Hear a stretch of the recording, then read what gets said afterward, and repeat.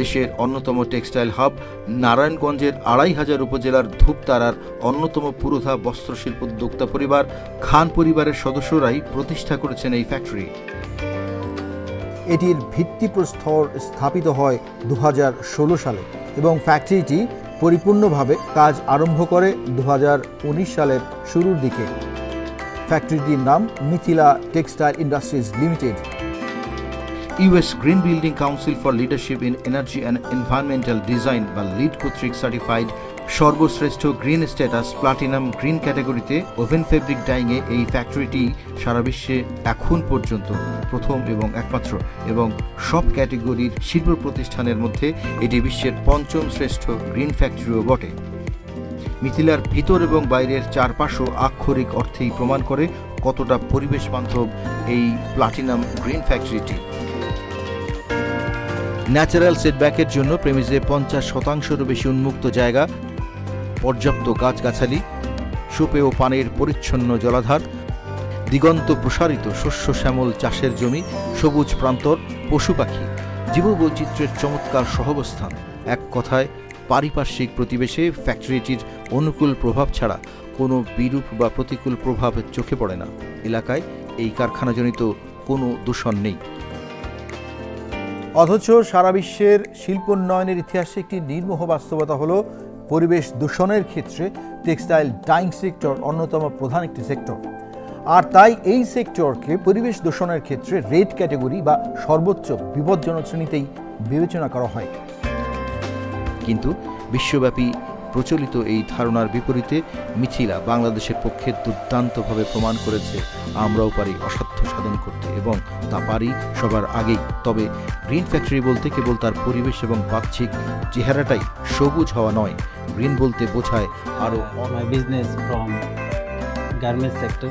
একটা সময় আমাদের গার্মেন্টস ছিল প্রায় ৪৪০০, এখন কিন্তু গার্মেন্টসের সংখ্যা দাঁড়াইছে ১৯৭০। দ্যাট মিনস 50%-এরও কিন্তু কম আমাদের এই গার্মেন্টস সেক্টর কিন্তু বসে গেছে। ধরেন বায়ার একটা অর্ডার দিল, দেওয়ার পরে সেই ফেব্রিক্স বাহির থেকে আমাদের আনতে হয়। বায়ার নমিনেশন করে দিল, বললো যে এই ফেব্রিক্স আমাদের এই টেক্সটাইল থেকে নিতে হবে। তো সেক্ষেত্রে আমাদের কিছু করার থাকে না। তো যখন ফেব্রিক্স বাংলাদেশে আসে, আমরা যখন গার্মেন্টস বানানো হয় তখন বিভিন্ন রকমের এক্সকিউজ দাঁড় করানো হয় যে তোমার এই কোয়ালিটি খারাপ, ট্রিটমেন্ট রেট ফেল করে তারা অর্ডারটাকে ক্যান্সেল করে। মিথিলাতে আলহামদুলিল্লাহ যেহেতু আমাদের দেশের এটা 100% গ্যারান্টেড। এখান থেকে যখন কাপড় যাওয়ার সাথে সাথে কিন্তু 100% চেক করা হয়। এরপরে কোনো রকম যদি কোনো প্রবলেম হয়, আমাদের সেই টিম আছে, আমাদের এক্সপার্ট আছে, সাথে সাথে কিন্তু আমাদের সলভ করার সুযোগ থাকে। এই ফেব্রিক্সকে আমরা যদি কোয়ালিটিফুল বাইরে যেটা চায় যে কোয়ালিটিফুল ফেব্রিক্স, সেটা দেওয়ার জন্য কিন্তু আমাদের এই মিথিলা আমাদের 100% কনসার্ন হচ্ছে আমাদের এই কোয়ালিটির উপর।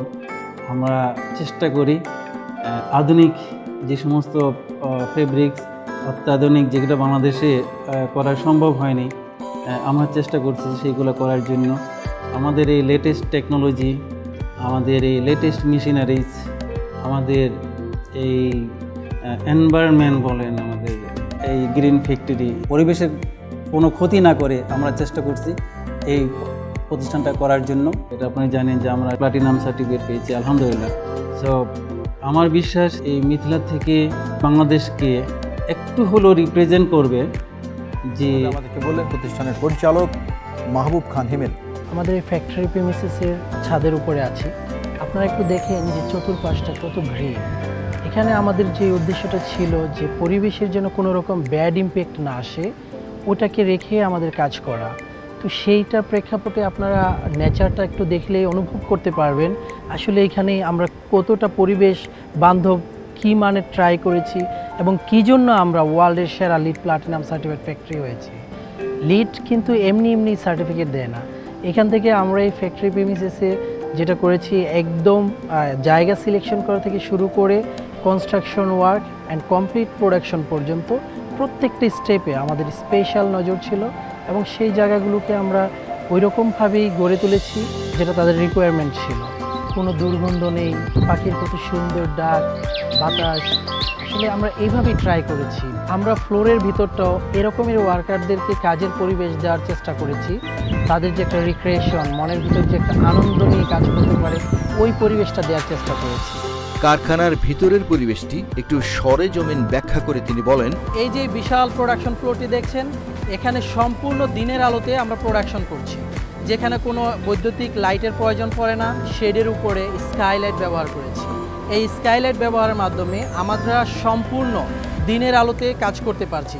যেখানে 300 থেকে 350 লাক্স লাইটের প্রয়োজন, সেই আলোটা আমাদের সম্পূর্ণ দিনের আলো থেকে সোর্সিং করে নিচ্ছি। তো এইটা আমাদের বিদ্যুৎ সাশ্রয়ের জন্য অনেক বড় একটা ভূমিকা রাখছে।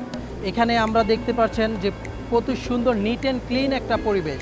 ফ্লোরে কোথাও কোনো পানি নেই, কোনো দিক দিয়ে কোনো স্টিম উঠতেছে না। সাধারণত ডাইং ফ্যাক্টরিগুলোতে দেখা যায় যে বিভিন্ন সাইড দিয়ে স্টিম উঠতেছে, অ্যান্ড ফ্লোর অনেক নর্দমা, কাদা নর্দমার মতো হয়ে থাকে। আন্ডারগ্রাউন্ডে পাইপলাইনটা আমরা এমনভাবে দিয়েছি প্রায় 10 ফিট নিচে।